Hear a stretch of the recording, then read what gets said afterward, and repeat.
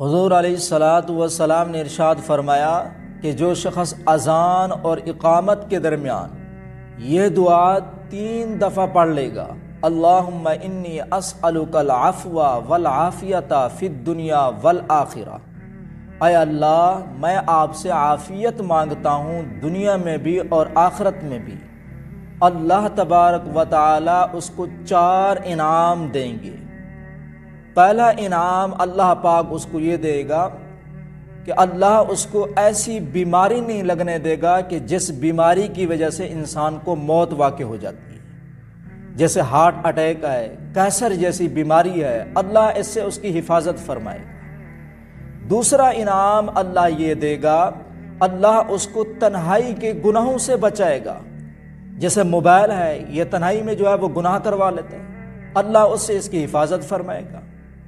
تیسرا انعام اللہ پاک یہ دے گا کہ اس کو ہر ظالم شخص سے اس کی حفاظت فرمائے گا۔ چوتھا انعام اللہ پاک یہ دے گا کہ بغیر محنت کے اللہ پاک جو ہے وہ آسان روزی عطا فرمائے گا۔ تو اللہ نے ہمارے نبی کے ہر کام کے اندر جو ہے وہ حکمت رکھی ہے۔ جیسے حضور علیہ الصلاۃ والسلام نے ارشاد فرمایا کہ کھانا کم کھایا کرو، پیٹ بھر کر نہ کھایا کرو۔ سائنسدان نے اس بات کی تصدیق کی ہے کہ جو کم کھانا کھاتا ہے وہ کبھی بیمار نہیں ہوتا۔ اور حضور علیہ الصلاۃ والسلام نے ارشاد فرمایا مسواک کیا کرو، اللہ تمہارے منہ کی بدبو کو ختم کر دیں گے۔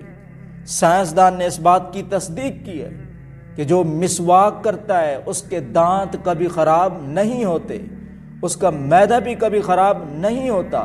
اور حضور علیہ الصلاۃ والسلام نے ارشاد فرمایا کہ جو شخص مسواک کا اہتمام کرے گا مرتے وقت اللہ اس کو کلمے کی دولت نصیب فرمائیں گے۔ اور حضور علیہ الصلاۃ والسلام نے فرمایا کہ جب تم واش روم میں جاتے ہو وہاں گندی چیزیں ہوتی ہیں، شیطان ہوتے ہیں، جنات ہوتے ہیں، جب بھی تم واش روم جایا کرو تو اس وقت یہ دعا پڑھ لیا کرو، اللہم انی اعوذ بک من الخبث والخبائث، اے اللہ ناپاک چیزوں سے میں تیری پناہ چاہتا ہوں، چاہے وہ نر ہو یا مادہ ہو۔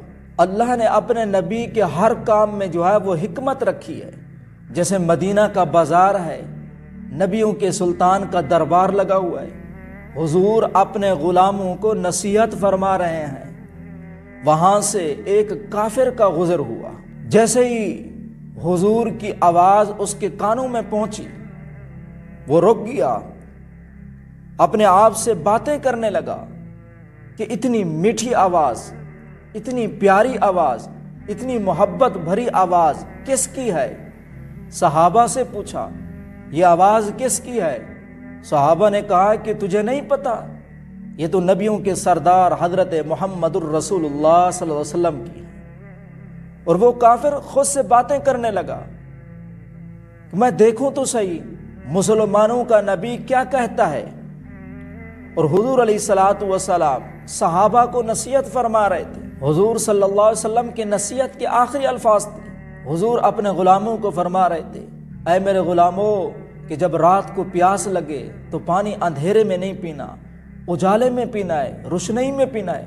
حضور کی محفل برخاست ہو گئی، سارے اپنے گھروں کو چلے گئے، یہ کافر بھی چلا گیا، سو گیا، لیکن اس کا مقدر جاگ گیا۔ رات کو پیاس لگی، پانی گلاس کا بھرا ہوا منہ کے قریب کیا، بات یاد آ گئی حضور صلی اللہ علیہ وسلم کی وہ کہ مسلمانوں کے نبی نے یہ بات بتلائی تھی کہ جب بھی پانی پینا ہو اندھیرے میں نہیں پینا، اجالے میں پینا ہے، روشنی میں پینا ہے، دیکھ کر پینا ہے۔ اس بات میں دیکھوں تو صحیح، اس بات میں حقیقت کیا ہے، حکمت کیا ہے؟ پانی کے گلاس کو نیچے رکھا، چراغ کو جلایا تو دیکھا تو اس میں بچھو پڑا ہوا تھا، اس نے گلاس کو زمین کے اوپر مارا اور خود سے باتیں کرنے لگا، اے مقدر کے سکندر انسان، تو نے مسلمانوں کے نبی کی ایک بات کو مانا ہے، رب نے زندگی دے دی ہے، جو سارا ہی حضور کا غلام ہو جائے تو رب کتنا کرم فرمائے گا۔